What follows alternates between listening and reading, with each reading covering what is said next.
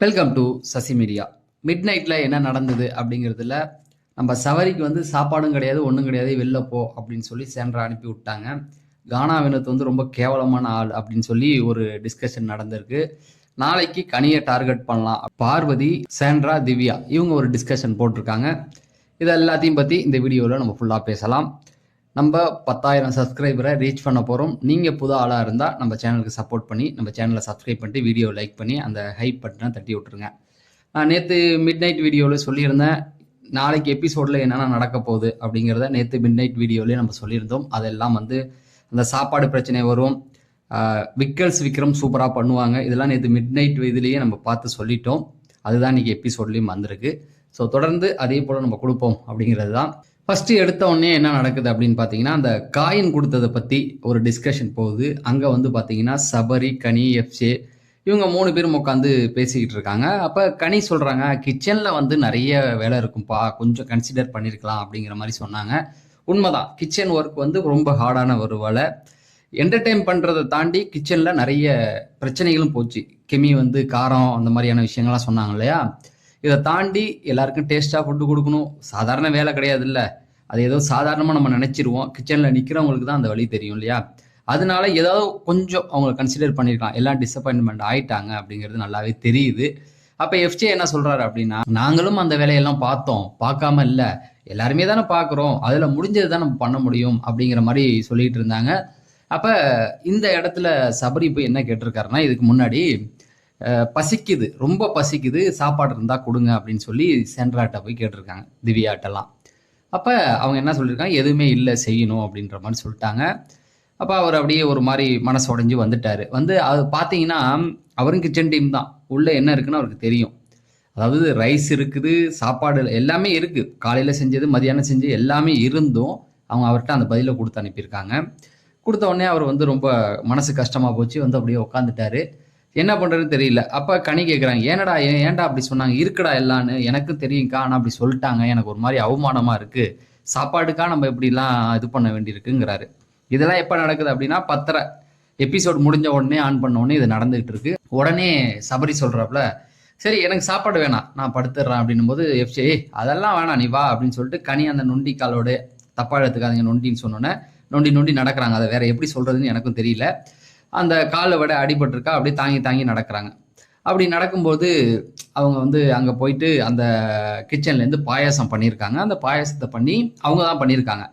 அப்போ இவங்க என்ன சொல்கிறாங்கன்னா, யாருக்கும் எதுவும் கொடுக்காத, யார் சாண்ட்ரா சொல்கிறாங்க, யாருக்கும் எதுவும் கொடுக்காத, அவங்கெல்லாம் நம்மளை வந்து இது கொடுக்கல, யாருக்கும் எதுவும் கொடுக்காத அப்படியே விட்டுறலான்னும் போது கனி சொன்னாங்க, இல்லை இல்லை இல்லை அதை கொடுத்து தான் ஆகணும், செஞ்சிட்டோம் அப்படின்போது திவ்யாவும் ஆமாக்கா இன்னைக்கு செஞ்சிட்டோம் கொடுத்துருவோம் போது அவங்க வந்து பாயசம் எல்லாருக்கும் கொடுக்குறாங்க. நல்லா டேஸ்டியாக இருக்குது. திவ்யாவே 2-3 பவுலில் எடுத்து சாப்பிட்டுக்கிட்டு இருக்காங்கன்னா பார்த்துங்க, அந்த அளவுக்கு டேஸ்டியாக. கனியை பற்றி சொல்லணுமா, காரக்குழம்பு கனி, குக்கு வித்து கோமாளி சும்மா சூப்பராகவே செஞ்சு விட்ருக்காங்க. எல்லாருமே சாப்பிட்றாங்க. எனக்கே ஆசையாக இருந்தது.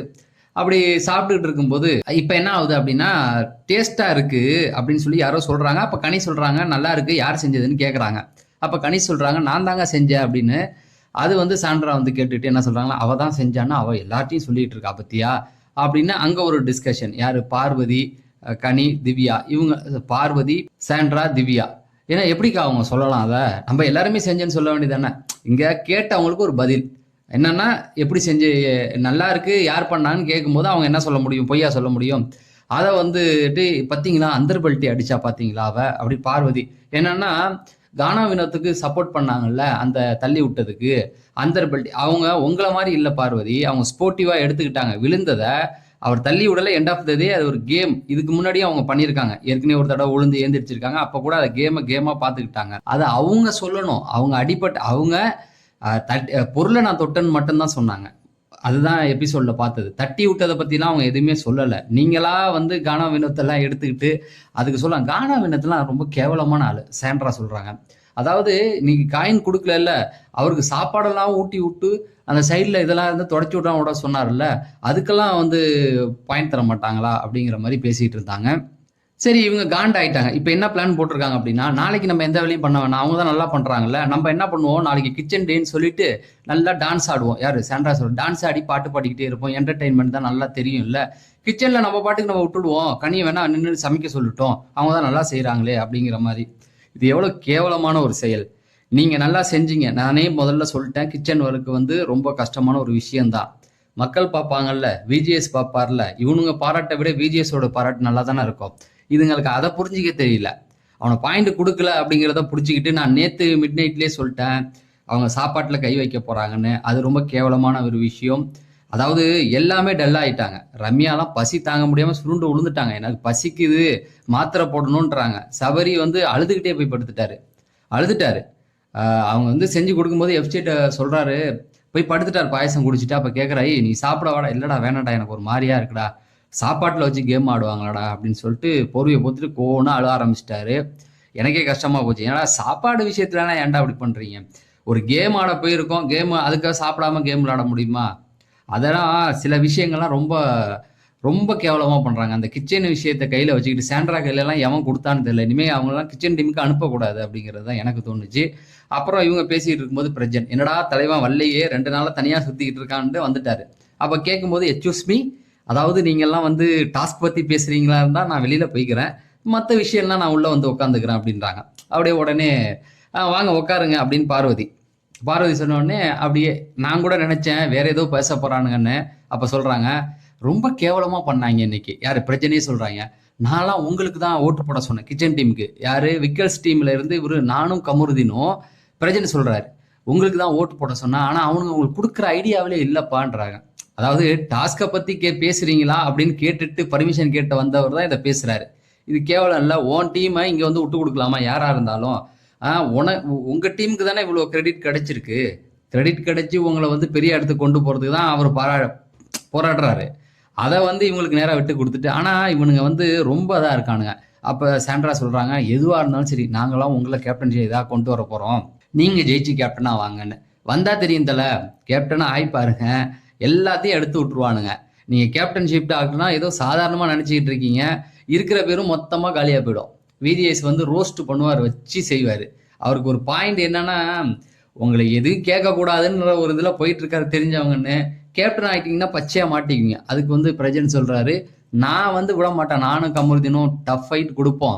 அப்ப நானும் கமருதீனுமே கேட்போம். கமருதீன் வந்தா கூட நான் அவனை அடிச்சு ஜெயிச்சிருவேன் அப்படிங்கிற மாதிரி பிளான் போட்டாங்க. அதாவது அடுத்த வார கேப்டன்ஷிக்கு இவனுங்க இப்பயே பிளான் போட்டானு. இவனுக்கு என்ன எல்லாத்தையும் பிளான் போட்டு ஜெயிச்சிடலாம்னு நினைக்கிறாங்க. ஆனா அவனோட டீம் தான் வீக் ஆகிட்டு இருக்கு அப்படிங்கிற மாதிரி தான் இருந்தது. சரி, இது முடிஞ்சதுக்கு அப்புறமேட்டுக்கு எஃப்ஜே அங்க வந்து உட்காந்து டல்லா உட்காந்து இருந்தாரு. வியானா வந்து அப்படியே பாட்டு பாடிட்டு வந்தாங்க. வியானா வந்து இந்த பக்கமும் கோல் போடுறாங்க, அந்த பக்கமும் கோல் போடுறாங்க. அங்க இருந்துகிட்டு அந்த அந்த டீமுக்கு கிச்சன் டீம்ல தானே இருக்காங்க, அவங்களுக்கு சப்போர்ட்டா பேசிட்டு வெளியில வந்தாங்க. வெளியில வந்துட்டு இந்த மாதிரி சபரி கேட்டாரு, ஏன்னா டல்லா இருக்கீங்கன்னா? ஏமா கிச்சன்ல சாப்பாடு இருக்காமா? நான் இருக்குண்ணே, எல்லாம் இருக்குல்லம்மா, நான் கேட்கறேன். அவர் என்ன கேட்டிருக்காருன்னா, நீங்க புதுசா எதுவும் செஞ்சு தர வேணாம், எனக்கு ஏதோ இருக்கிறத கொடுங்க அப்படிங்கிற மாதிரி கேட்டிருக்காரு. இருக்கிறத ஏதாவது கொடுங்க அப்படின்னு கேட்டிருக்காரு. பழசு போட்டு ஏதோ கிடக்கும்ல, அதை கொடுங்க, பசி தாங்கலன்னு கேட்டிருக்காரு. தப்பு இல்லையா? கிச்சன்ல சாப்பாடு தான் இருந்திருக்குல்ல, அள்ளி கொடுத்துருக்கலாம்ல. அவரு என்ன கேட்கிறாரு, பழசு போட்டு இருந்தாலும் கொடுங்க, பசி தாங்கலன்றாரு. அப்ப ஒரு மனுஷன் இந்த அளவுக்கு இறங்கி வந்து கேட்கும்போது அவங்கிட்ட வந்து பண்ணலாமா? அப்ப வியானா சொன்னாங்க, ஆமாண்ணா இருக்குண்ணா எல்லான்னு. நான் கேட்கறேன், கொடுக்கவே இல்லைம்மா அப்படின்னும் போது அவர் ஒரு மாதிரி இருந்துச்சு, டல்லா இருந்தது. எனக்கே ஒரு மாதிரி இருந்தது. அதுக்கப்புறமேட்டுக்கு எஃப்ஜேயும் வியானாவும் உட்காந்து பேசிக்கிட்டு இருந்தாங்க. சாரி, அரோரா வந்தாங்க. அரோராட்ட என்ன பேசினாரு அப்படின்னா, நம்ம டீம் வந்து ரொம்ப இதா மொக்கையா போச்சு. அவங்க அதாவது ரம்யா டீம், இவங்க வந்து நம்மளெல்லாம் கழுவி கழுவி ஊத்துறாங்களேப்பா, என்ன பண்றது அப்படின்னு கேட்டாங்க. இல்ல இல்ல, நம்ம டீம்ல அமித் வந்து சரியில்லை. யாரு? எஃப்ஜே சொல்றாப்ல. அமித் வந்து சரியில்லை. அவர் வந்து நம்ம சொல் பேச்சை கேட்காம அவர் பாட்டுக்கு ஒரு பாட்டை எழுதிட்டு வந்து அவர் பாட்டுக்கு பாடுறாரு. அதாவது தொழில் ரீதியான போட்டியாம். இவரு இவரு பாட்டு பாடுறவர் தானே, அதனால இவருக்கு வந்து அந்த ஒரு காண்டு. அவர் சொல்றதையும் செய்ய மாட்டாரு, எப்படி நம்ம வந்து கோஆர்டினேட் பண்ணி பண்றது அப்படின்னு. அதாவது நேத்தை விட இன்னைக்கு கொஞ்சம் வந்து ரம்யாவே உடஞ்சு போயிட்டாங்க. இவங்கள்ட்ட கோஆர்டினேஷன் வந்து ரொம்ப கம்மியா இருந்தது. ஓகேவா?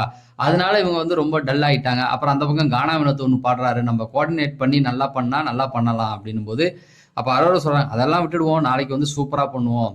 அரோரா ஒரு பாயிண்ட் சொன்னாங்க, அதாவது இவங்க பாயிண்ட் கொடுக்குறாங்க கொடுக்கல, நம்ம அதை பத்தி தேவையில்ல. வெளியில மக்கள் பாக்குறாங்க, அவங்களை என்டர்டைன் பண்றதுக்காக நம்ம ஏதாவது பண்ணுவோன்னு. ஏமா, ஏ அப்பா, 40வது நாள் கடந்து உனக்கு ஒரு புத்தி தெளிவு வந்திருக்கு பாரு. மக்கள் பாக்குறோம், ஏதாவது பண்றோம், ஏதாவது நம்ம பண்ணணும்னு சொல்றீங்க பாத்தீங்களா? அதை தனியா பண்ணீங்கனாலும் நீங்க டைட்டில் வின்னர் ஆகிறதுக்கான எல்லா விஷயமும் உண்டு உங்ககிட்ட, அதை பண்ணுங்க அப்படின்னு தான் இருந்துச்சு. ஓகே, அவங்க அப்படியே பேசிக்கிட்டு இருந்தாங்க. அதுக்கப்புறமேட்டுக்கு கனியை வந்து இவனுங்க கார்னர் பண்ணிட்டானுங்க. அதாவது நாளைக்கு கனியை வந்தால் கனி வேலை பார்க்கட்டும், அவங்க காலில் அடிபட்டு இருக்காங்க. அது கூடவா இவனோட வாயில அடிபட மாட்டேங்குதுங்கிறது தான். அது அடிபட்டு இருக்காங்கன்ற அந்த ஒரு இது கூடவா இல்லை, நின்றுக்கிட்டு அவங்க சொல்றாங்க. ஒருத்தர் கேட்டதுக்கு பதில் சொன்னதுக்கு இவனுக்கு இவ்வளோ காண்டு. அதுக்கப்புறமேட்டுக்கு யாராவது வந்து பாயசம் நல்லா இருக்குன்னு வந்து பாராட்டுறாங்க. எல்லாருமே சாண்ட்ராட்ட வந்து பாராட்டுறாங்க.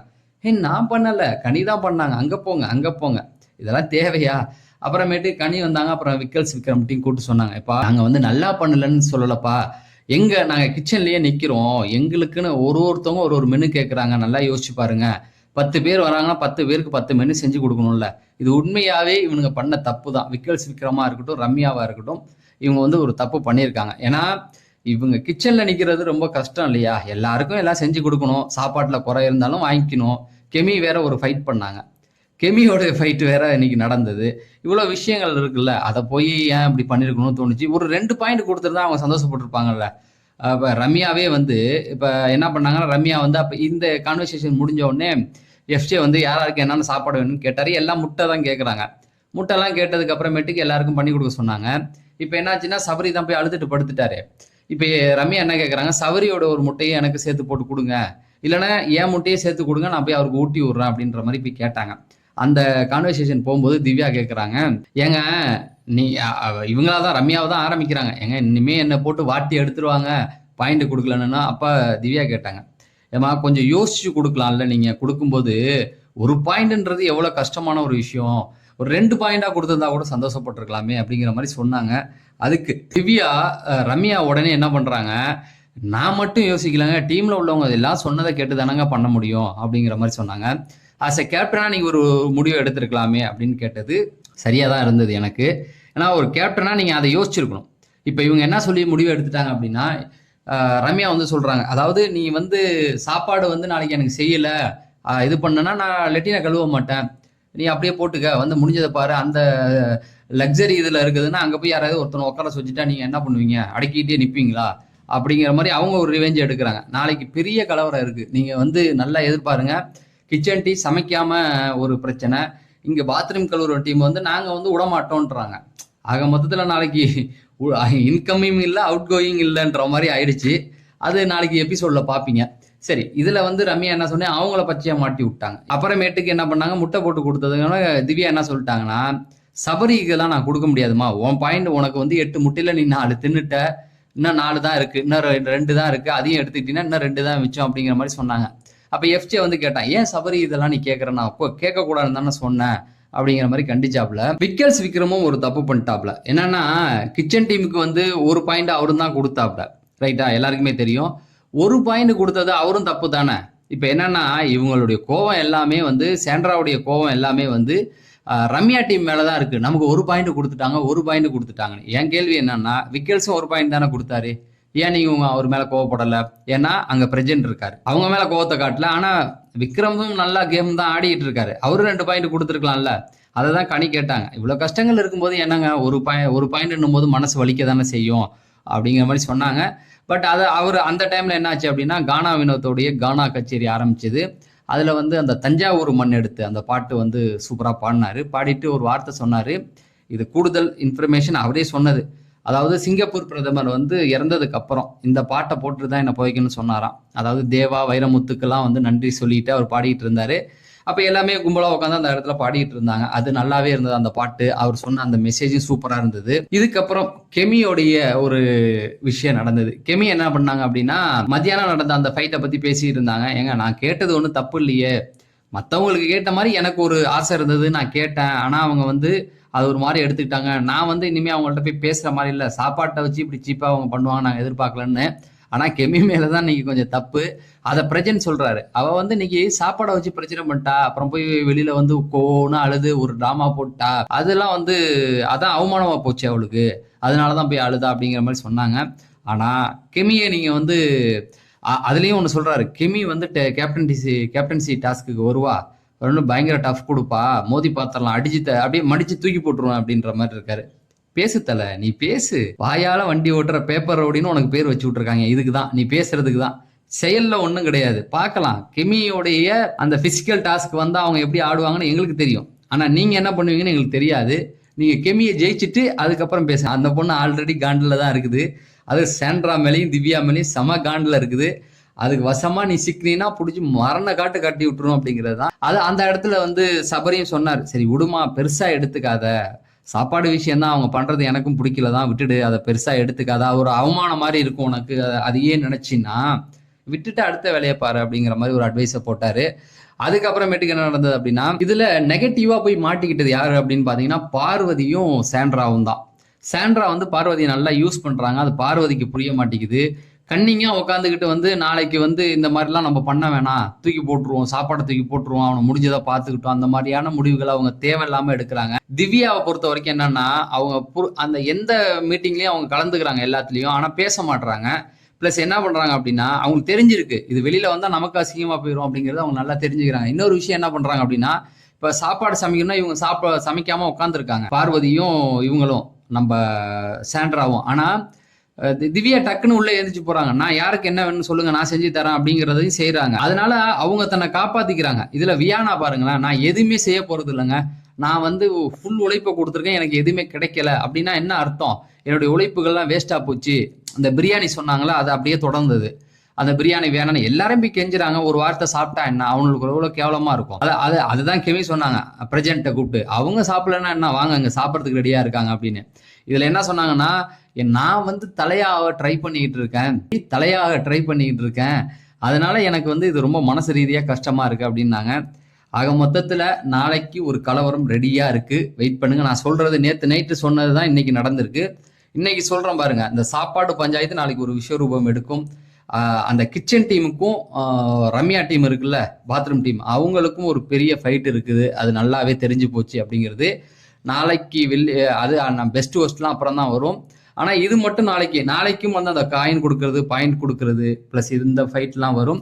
இதுல கெமி வந்து அவங்க மேல காண்டா இருக்கிறதுன்னு தெரியுது. பிளஸ் சபரியும் வந்து நாளைக்கு ஒரு பிரச்சனையை எடுப்பார், அவரை வந்து பட்னியா போட்டு அவர் அழுதுகிட்டே படுத்திருக்காப்ல. ஸோ இதெல்லாம் ஒரு பிரச்சனையா நாளைக்கு வரும் அப்படிங்கிறது தான். தொடர்ந்து உங்களுடைய ஆதரவை தாங்க. நம்ம காலையில ஒரு ஓட்டிங் வீடியோட உங்களை வந்து நான் சந்திக்கிறேன். நன்றி, வணக்கம்.